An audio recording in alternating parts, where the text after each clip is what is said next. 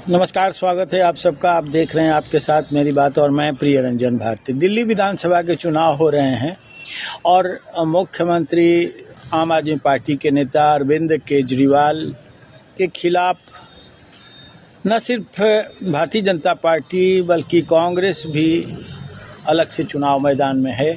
कांग्रेस और आम आदमी पार्टी का वहाँ तालमेल नहीं हो पाया है। इंडिया फ्रंट सच वहाँ एकजुट नहीं है, लेकिन भारतीय जनता पार्टी बड़ी शिद्दत से लगी हुई है। इस बार उसकी भरसक कोशिश है कि आम आदमी पार्टी को परास्त करे। अब चुनाव है तो जनता का मूड उस वोटिंग में पता चलता है। वोटिंग किस पैटर्न पर होता है, क्या आम आदमी पार्टी के प्रति, क्या अरविंद केजरीवाल के प्रति अभी भी लोगों का लगाव है या फिर उनसे बेलगाव है, ये पता चुनाव के बाद चलेगा।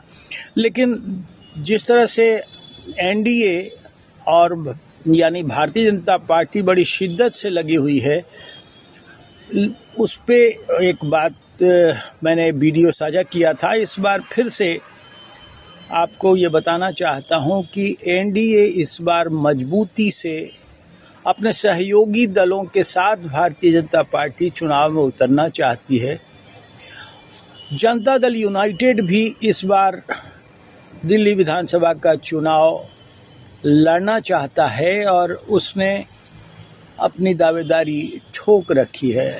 लेकिन सिर्फ जनता दल यूनाइटेड नहीं बल्कि चिराग पासवान की पार्टी, लोक जनशक्ति पार्टी, रामविलास और जीतनराम मांझी की पार्टी हम सेकुलर भी दावे ठोक रही है। अब ये पार्टियां जिस तरह से चुनाव में दावा ठोक रही हैं, वो भारतीय जनता पार्टी को तय करना है कि वो कितनी सीटों पर उन्हें तालमेल करके चुनाव लड़ने पर राजी करेगा।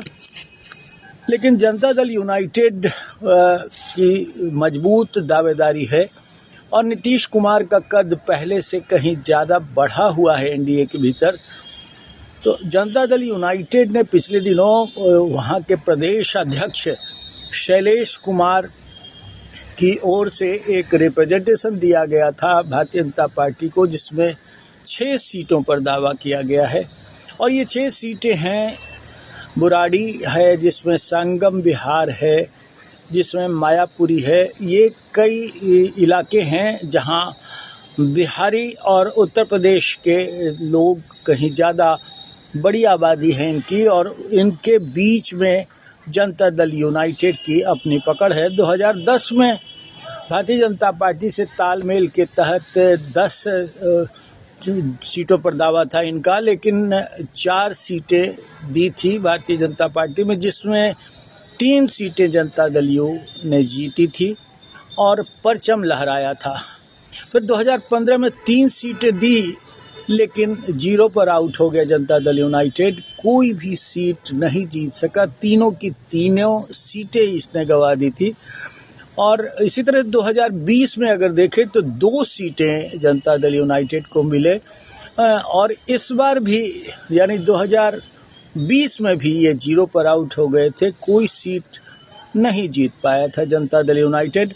अब 2024 में इनकी दावेदारी 5 से 6 सीटों पर है। और पिछले दिनों राष्ट्रीय कार्यकारी अध्यक्ष संजय कुमार झा के आवास पर बिहार के सांसदों की बैठक हुई थी, जिसमें अमित शाह केंद्रीय गृह मंत्री भी पधारे थे। और वहाँ संजय झा ने अपनी बात रख दी थी कि जनता दल यूनाइटेड इस बार चुनाव में अपनी भागीदारी दिल्ली में करना चाहता है, और उन सीटों पर भी चर्चा की थी। अब देखना महत्वपूर्ण होगा कि जनता दल यूनाइटेड को भारतीय जनता पार्टी इस बार कितनी सीटें दे पाती है।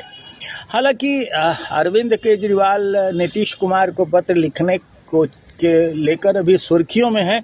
जिस तरह से उन्होंने इंडिया फ्रंट में नीतीश कुमार के वापस आने का न्योता भेजते हुए पत्र लिखा है और भारतीय जनता पार्टी तथा केंद्रीय गृह मंत्री अमित शाह की आलोचना की है, उससे दोनों दलों के बीच में एक रसाकसी तेज हुई है। और रसाकसी तेज होने के साथ साथ आपने देखा होगा कि जनता दल यूनाइटेड के ज़्यादातर नेताओं ने आक्रामक तरीके से अरविंद केजरीवाल का प्रतिकार किया है, बयानबाजियां तेज है।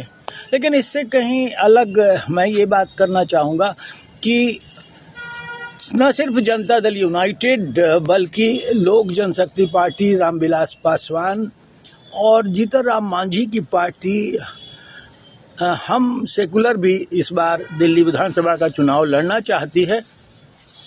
तो जिस तरह से रामविलास पासवान के बेटे चिराग पासवान ने झारखंड में 6 सीटों पर दावे किए थे और उनको मिली थी मात्र 1 सीट, और जीतन राम मांझी को भी मिली थी 1 सीट। लेकिन ये खेत रहे, इनकी जो भी परफॉर्मेंस थी वो 0 साबित हुई। इस तरह से भारतीय जनता पार्टी पर एक दबाव बनाने की कोशिश इन दोनों दलों के नेताओं ने तो किया है, लेकिन अब तय करना भारतीय जनता पार्टी को है कि वो कितनी सीटें किसे देंगी। लोक जनशक्ति पार्टी का जनाधार भी वही होगा जो जनता दल यूनाइटेड का जनाधार है, क्योंकि बिहार के लोगों के बीच ही चिराग पासवान और जीतन राम मांझी अपनी पकड़ बना सकते हैं। हालांकि इनकी पार्टियां, इन दोनों नेताओं की पार्टियां अभी बिहार छोड़ करके बाहर नहीं निकली हैं। ये पहली मर्तबा होगा कि जीतन राम मांझी और चिराग पासवान दिल्ली विधानसभा चुनाव में भाग्य आजमाएंगे। इनकी पार्टियां चुनाव मैदान में कसरत करती हुई देखेंगी। अब तय भारतीय जनता पार्टी को करना है कि वो किस हिसाब से तालमेल करती है और आम आदमी पार्टी के खिलाफ कितनी मजबूती से चुनाव में उतर पाती है। श्रृंखलाबद्ध तरीके से अगर देखें तो आम आदमी पार्टी के खिलाफ भारतीय जनता पार्टी मजबूती से दावा तभी कर सकेगी जब वो खुद मजबूत उम्मीदवार उतारेगी। इन पार्टियों को जनता दल यूनाइटेड, लोक जनशक्ति पार्टी रामविलास पासवान और हिंदुस्तान अवामी मोर्चा सेकुलर, इन पार्टियों का जनाधार भी भारतीय जनता पार्टी के जनाधार को ही विच्छेदित करते हुए आगे बढ़ सकता है। लेकिन इन्हें अपने उम्मीदवार तय करने होंगे। उम्मीदवार अगर मजबूत व्यक्तित्व का होगा, जिसका जनाधार पर अपना असर है, पकड़ है उनकी, तो वो जीत सकती है या वो उम्मीदवार की जीत हो सकती है। नहीं तो फिर जिस तरह से आम आदमी पार्टी और अरविंद केजरीवाल ने अपना जलवा बिखेर रखा है, दिल्ली में लोगों के बीच में अपनी पकड़ बना रखी है, उनके आगे अगर मजबूत उम्मीदवार नहीं रहे तो फिर सीटें बेकार चली जाएंगी और भारतीय जनता पार्टी को करारा नुकसान होगा। ये सारी चीज़ें तय बीजेपी को करनी है और बीजेपी नेतृत्व के आगे ही इन समर्थक दलों का, इन सहयोगी दलों का दबाव है कि वो सीटें उनके लिए दें। देखना महत्वपूर्ण होगा कि आम आदमी पार्टी के साथ शिद्दत से लड़ने के लिए, अपनी जीत का परचम लहराने की आकांक्षा को मजबूती प्रदान करने के लिए बीजेपी एनडीए के स्वरूप में चुनाव में कितनी शिद्दत से जाती है या फिर इन सहयोगी दलों को 2-1 सीटें देकर बस एनडीए का कोटा पूरा कर लेती है। अब ये बीजेपी पर निर्भर करता है। बस चुनाव में कुछ ही सप्ताह की देरी है और बहुत ज़्यादा इस पर माथापच्ची नहीं की जा सकती और हमें लगता है कि बीजेपी जितना देना चाहेगी इन सीटों, उतनी सीटों पर इन सहयोगी दलों को कोई गुरेज नहीं होगा, क्योंकि जीतना बड़ा लक्ष्य है और जीतने के लिए मजबूत दावेदारी से ज़्यादा मजबूत जनाधार होना चाहिए। आज बस इतना ही, फिर कल किसी और विषय पर आपसे बात करते हुए मिलेंगे। अपने चैनल को आपसे फिर निवेदन करूंगा कि सब्सक्राइब करते हुए आप आगे बढ़ें और साथ साथ हमारे वीडियोज़ को लाइक करें, शेयर करें। हमारे वीडियो पर अपनी प्रतिक्रियाएं अवश्य दें।